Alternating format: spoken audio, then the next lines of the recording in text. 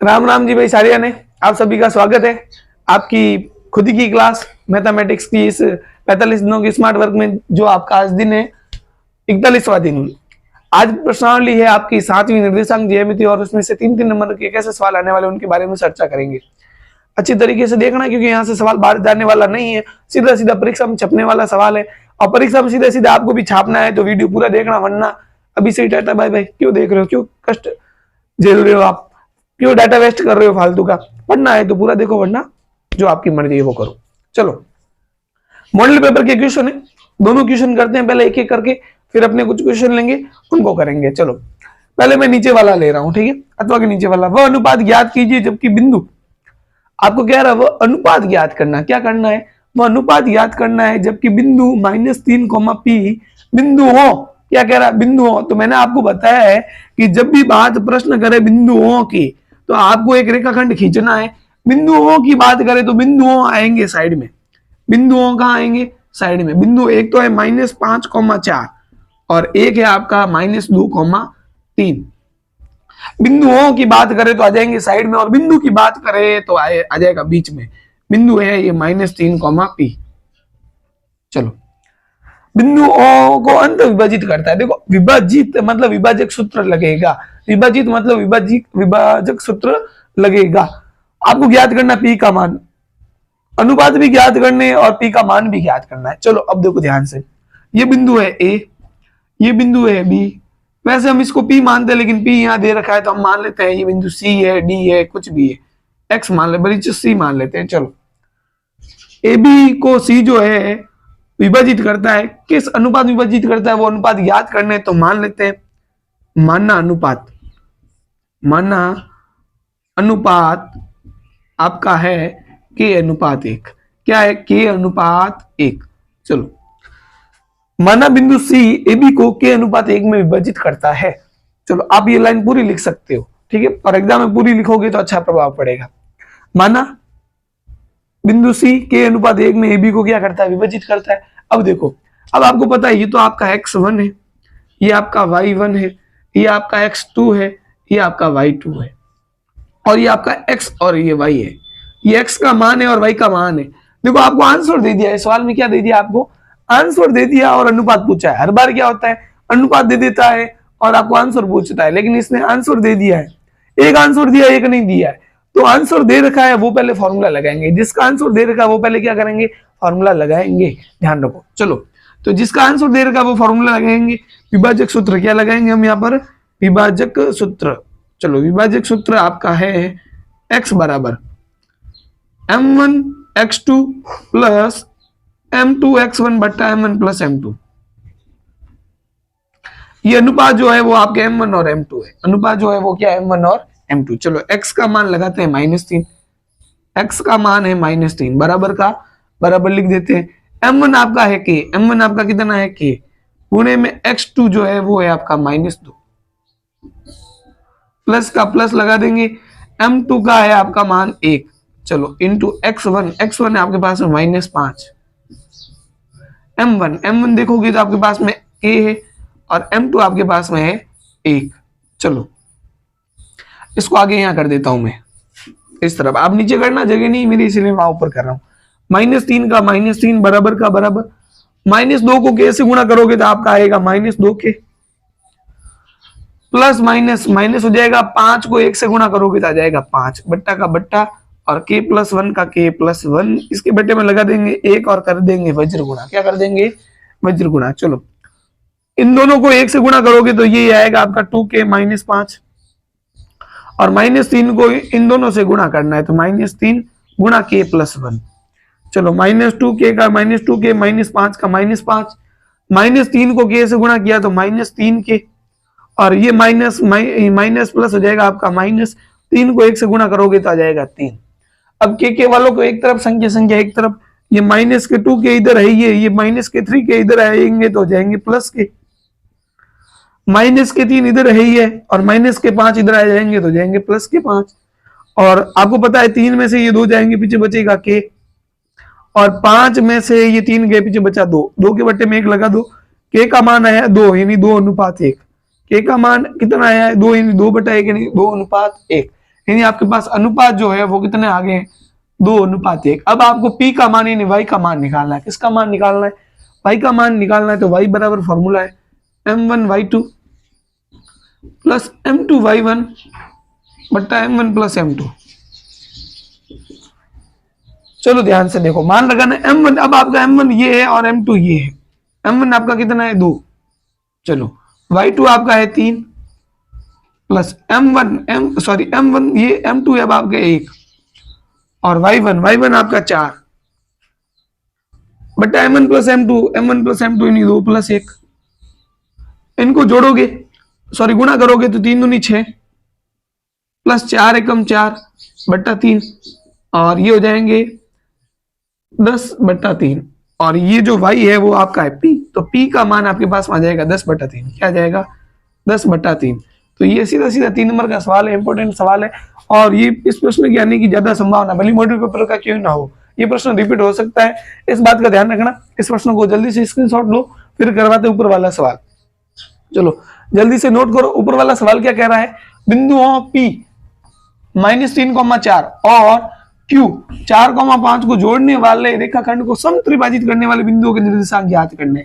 आपको ज्ञात करने समत्रिभाजित यानी समान 3 भागों में विभाजित करने वाले बिंदुओं के निर्देशांक ज्ञात करने। देखो सवाल बहुत ही अच्छा है, लेवल का सवाल है। बिंदु P और Q दे रखे हैं। चलो बिंदु दे रखे हैं, आपको पता है बिंदु दे रखे हैं, बिंदु लिख दो साइड में। ये बिंदु P है, ये बिंदु Q है। P के निर्देशांक है -3,4 और Q के निर्देशांक है 4,5। अब ये कह रहा है समान 3 भागों में, क्या कह रहा है समान 3 भागों में। अब इसको समान 3 भागों में कैसे बांटेंगे, चलो यहाँ पर 2 बिंदु ले लेता हूं मैं, तो इसके 3 भाग हो जाएंगे, एक भाग ये और ये भाग, यानी इसके बीच में 2 बराबर बिंदु लेंगे तो इसके बराबर कितने भाग हो जाएंगे, 3 हो जाएंगे। एक भाग ये, एक ये और एक ये, यानी समान 3 भाग हो गए। आपको कह रहा है समत्रिभाजित करने वाले समान 3 भागों में बांटने वाले बिंदुओं, इन बिंदुओं के निर्देशांक ज्ञात करने। चलो इस बिंदु का नाम दे देता हूं मैं A, इस बिंदु का नाम दे देता हूं मैं B।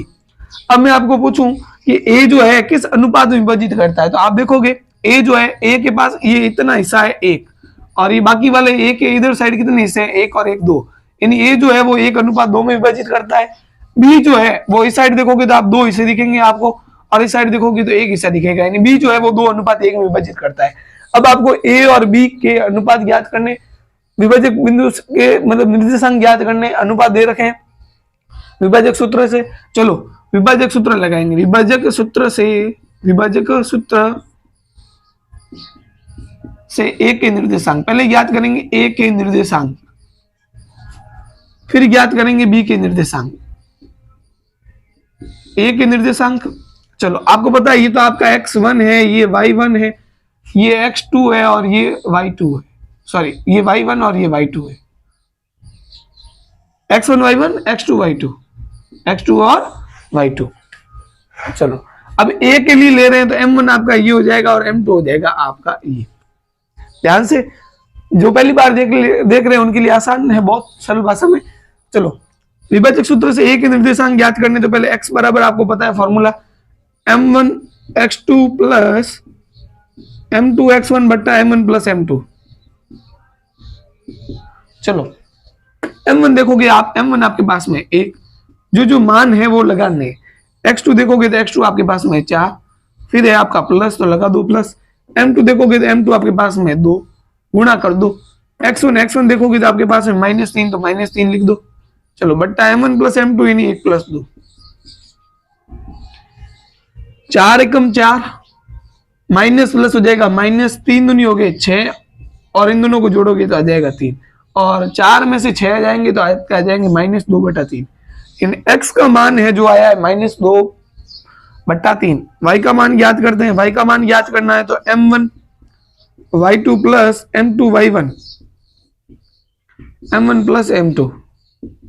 चलो M1 देखोगे तो M1 आपके पास में 1, y2 देखोगे तो y2 है 5 प्लस M2 देखोगे तो M2 आपके पास में 2, y1 देखोगे तो y1 है 4 बट्टा आपका M1 M2 है 1 प्लस 2।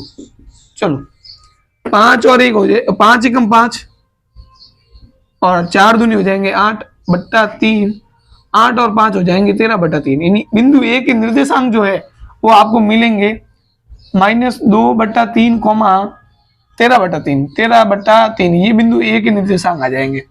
अब आपको बी के निर्देशांक ज्ञात करने, तो विभाजक सूत्र से बिंदु बी के निर्देशांक क्या ज्ञात करना है? बिंदु बी के निर्देशांक। चलो, तो आपको अब M1 M2 ये नहीं लेना, अब आपको M1 M2 ये लेने, M1 और M2 दो अनुपात है।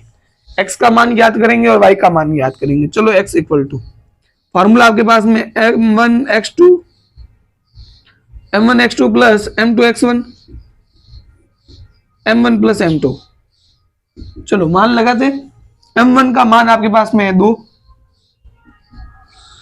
x2 का मान है आपके पास में 4, प्लस M2 का मान है आपके पास में 1 और x1 का मान है 3, माइनस के 3। चलो, बट्टे में आ जाएगा आपका 2 + 1। चलो, 4 दूनी हो गए 8, प्लस माइनस हो जाएगा -3 एकम 3, बट्टा है आपका 2 + 1 यानी 3, और 8 में से 3 जाएंगे आपके आ जाएंगे 5/3।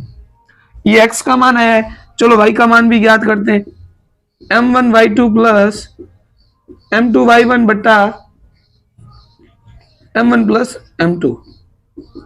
चलो, M1 देखोगे आप, M1 आपके पास में 2, y2 है 5, प्लस M2 1 और y1 है 4, बट्टा आपका आ जाएगा 2 + 1।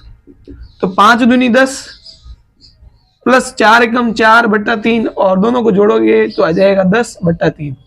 बिंदु बी के जो निर्देशांक आए हैं आपके पास में आए हैं 5/3, 10/3। चलो, सॉरी, 10 और 4 14/3, कितना जाएंगे 14/3। तो ये आपके बिंदु ए और बी के निर्देशांक आ गए। समत्रिभाजित वाला सवाल आ जाए, संख्या चेंज आ जाए, तो फॉर्मूला ये लगवाना है, ए बिंदु और बी बिंदु कैसे अनुपात आ जाएंगे। इस तरह से कोई भी सवाल आ जाए समत्रिभाजित वाला, तो गलत करके नहीं आओगे, संख्या बदली हुई आ सकती है, इस बात का ध्यान रखना। अब बढ़ते हैं कुछ अपने सवालों को लेकर। चलो, फटाफट स्क्रीनशॉट ले लो, फिर बढ़ते हैं आगे। देखो, सवाल आपके पास में, क्या बिंदु 1,5, 2,3 और -2,11 सरेखी है या नहीं। आपको पूछा है कि तीनों जो है एक लाइन में है कि नहीं है। चलो, एक लाइन में होने का क्या मतलब है कि तीनों एक लाइन में कब होंगे? जब इन दोनों दूरियों का योग जो होगा वो तीसरे के बराबर होगा। चलो, तो पहले ABC लिख देते हैं। A बराबर हम लिख दिया है 1,5, B बराबर लिख दिया है 2,3 और C बराबर लिख दिया है -2,11। चलो, आपको दूरियां ज्ञात करनी पड़ेगी। पहले तो AB के बीच की दूरी, फिर BC के बीच की दूरी, फिर AC के बीच की दूरी। फिर आपको देखना है दो दूरियों का योग तीसरे के बराबर आता है तो आपके सरेख है, अन्यथा सरेख नहीं है। तो आपको यहाँ लगाना पड़ेगा दूरी सूत्र। क्या लगाना पड़ेगा? दूरी सूत्र। चलो, पहले याद करते हैं AB के मध्य दूरी। AB के मध्य की दूरी। चलो, AB के मध्य की दूरी आपका फॉर्मूला है x2 - x1 का whole square plus y2 - y1 का होल स्क्वायर। ये आपका दूरी सूत्र है। चलो, अब आपको ध्यान रखना, A और B लिया है तो आपका x1 ये, y1 ये, x2 ये और y2 ये हो जाएगा। मान लगा देते हैं x2 आपका 2 है, x1 आपका 1 है, तो 2 में से 1 जाएगा, 2 में से 1। चलो, और 3 में से 5 होल स्क्वायर। आगे वाले में से आगे वाला जाएगा, पीछे वाले में से पीछे वाला जाएगा। फॉर्मूला याद नहीं हो तो ध्यान रखना, आगे वाले में से आगे घटा दो उसका स्क्वायर करो, पीछे वाले में से पीछे वाला घटाओ उसका स्क्वायर करो। 2 में से 1 गया, 1 बचेगा, 1 का स्क्वायर करना है, और 3 में से 5 गए, -2 का स्क्वायर करना है। चलो, 1 का स्क्वायर होता है 1 और -2 का स्क्वायर करोगे आएगा 4, और 4 और 1 हो जाएगा आपके पास में √5। मात्रक या इकाई कुछ भी लिखो आप, मात्रक लिखो, इकाई लिखो, कोई भी। ये AB के मध्य दूरी आई। अब याद करते हैं BC के मध्य दूरी। BC के मध्य की दूरी, BC के मध्य की दूरी। चलो, अब आपने x2 y2 इसको मान लिया है, तो आप x1 y1 इसको मानो, ये किसी को भी मान सकते हो आप, ध्यान रखना।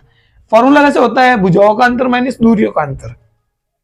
चलो, अब आपका x2 जो है वो 2 है, x1 जो है वो 1 है, तो आपने फॉर्मूले के अनुसार लिखा x2 2 लिख दिया, माइनस लिख दो, फिर x1 जो है आपका कितना है -2, तो माइनस माइनस ये हो जाएगा +2, फिर पीछे वाले में से पीछे वाला घटा दो, यानी 3 में से 11 घटा दो।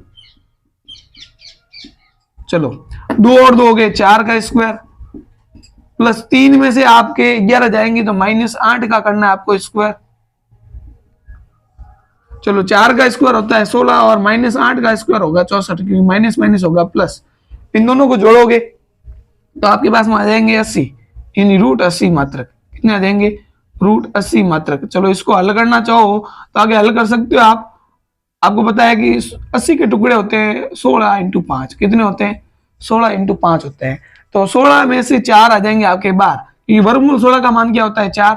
तो इसका जो परफेक्ट आंसर हो जाएगा वो आ जाएगा 4√5 मात्रक, ये आ जाएगा आपका। ठीक है, इसको आगे सरल करने पर। चलो अब याद करते हैं AC के मध्य दूरी, A और C के मध्य दूरी। चलो AC के मध्य की दूरी,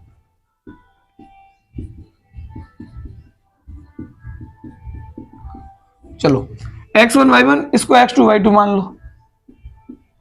आगे वालों में से आगे में से आगे वाला घटाना, पीछे वाले में से पीछे वाला घटाना, ध्यान रखना। चलो x2 आपका -2 माइनस कितना है? ये 1 कर दो होल स्क्वायर। ये आपका 11 है, 11 में से क्या घटाना है? 5 घटाना है। चलो -2 -1 हो जाएंगे -3 का स्क्वायर, और 11 में से 5 गए 6 का स्क्वायर, -3 का स्क्वायर यानी 3 का स्क्वायर 9, 6 का स्क्वायर 36, दोनों को जोड़ोगे तो आ जाएंगे 45, और 45 के टुकड़े करोगे तो आपके पास में आ जाएंगे 9 × 5। कितने आएंगे? 9 × 5। अब आपको पता है 9 होता है 3 का वर्ग, तो 3 आ जाएंगे बाहर, अंदर बचेंगे 5 मात्रक। अब देखो, अब आपको निकालना आंसर। आपके पास में आंसर क्या क्या है? एक तो है √5, एक आए 4√5, एक आए 3√5। अब सवाल ने पूछा है सर एक है कि नहीं है? सर एक कब होगा? जब 2 का योग तीसरे के बराबर होगा। तो आप देख रहे हो इन दोनों का योग, इन दोनों का योग, यानी √5 और 3√5 जोड़ोगे तो 4√5 आएगा। यानी चूंकि आप लगा सकते हो यहाँ पर √5 किसके मध्य दूरी है? AB के मध्य दूरी, यानी आप लिख सकते हो AB प्लस 3√5 क्या? AC। आप यहां लिख दो AC बराबर आपका जो आएगा वो किसके बराबर आएगा? BC के बराबर आएगा।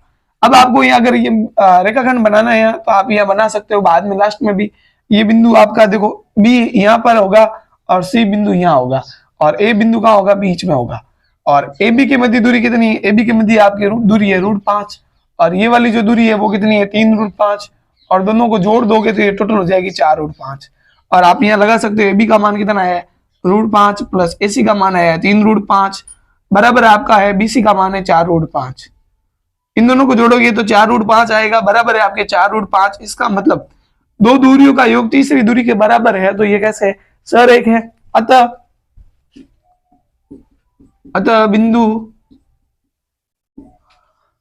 1,5 2,3 व -2,11 सर एक है। कैसे है? सर एक है। चलो इस बात का ध्यान रखना है, सर एक वाला सवाल आए तो कैसे करना, इस तरह से करोगे। चलो आगे बढ़ते हैं अब अगले सवाल की ओर। जल्दी से इसका स्क्रीनशॉट लो। चलो एक रेखाखंड की लंबाई है वो 10 इकाई है। पहले इस सवाल को आप एक बार पढ़ो और एक बार करने का प्रयास करो, फिर करवाते हैं। चलो कर दिया आपने, प्रयास कर दिया। अब देखो आगे, एक रेखाखंड की लंबाई 10 इकाई। एक रेखाखंड की लंबाई कितनी है? 10 इकाई। चलो ये रेखाखंड है, इसकी लंबाई 10 इकाई। इसके एक सिरे के निर्देशांक, यानी एक सिरे के निर्देशांक आपके पास में 2, -3। दूसरे सिरे का भुज, दूसरे सिरे का भुज, भुज होता है x का मान, ये 10 है, और आपको कोटि का मान यानी y का मान ज्ञात करना है। चलो ये सवाल था, सवाल लिख दिया है। अब A और ये B, इन AB के मध्य की दूरी दे रखी है आपको 10। AB के मध्य की दूरी, AB के मध्य की दूरी जो है वो आपको दे रखी है 10 इकाई या 10 मात्रक। चलो देखो लगाते हैं AB का मध्य का फॉर्मूला, AB के मध्य की दूरी का फॉर्मूला। फॉर्मूला आपके पास में x2 - x1 का whole square plus y2 - y1 का होल स्क्वायर बराबर आपके पास में दे रखा है 10।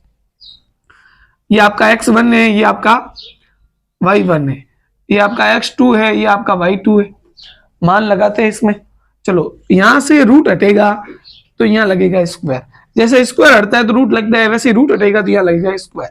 चलो यहाँ से रूट हटेगा, यहाँ स्क्वायर लगा देंगे।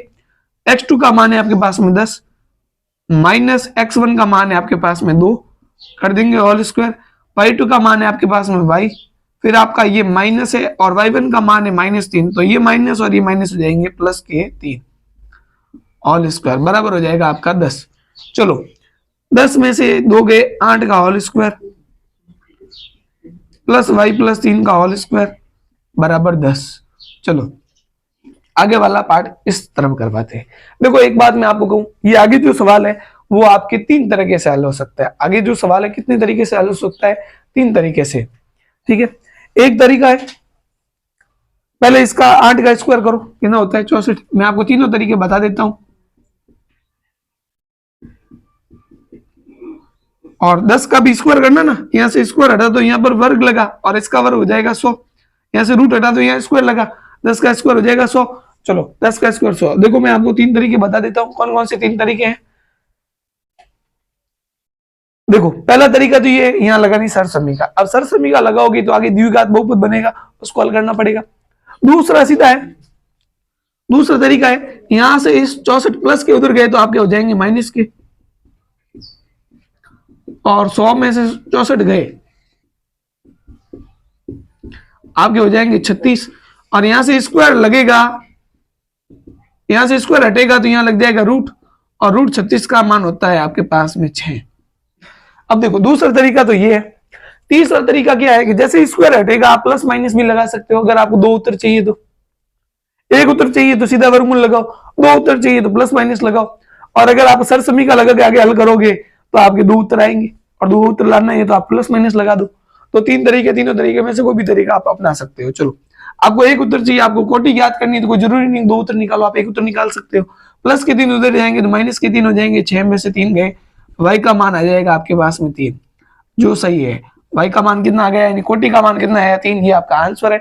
अब अंतिम सवाल है, अच्छे से समझ के जाना क्योंकि वो परीक्षा में सीधा सीधा आने वाला है, और ये भी आ सकता है, सवाल कोई भी आ सकते हैं, संख्या बदल सकती है।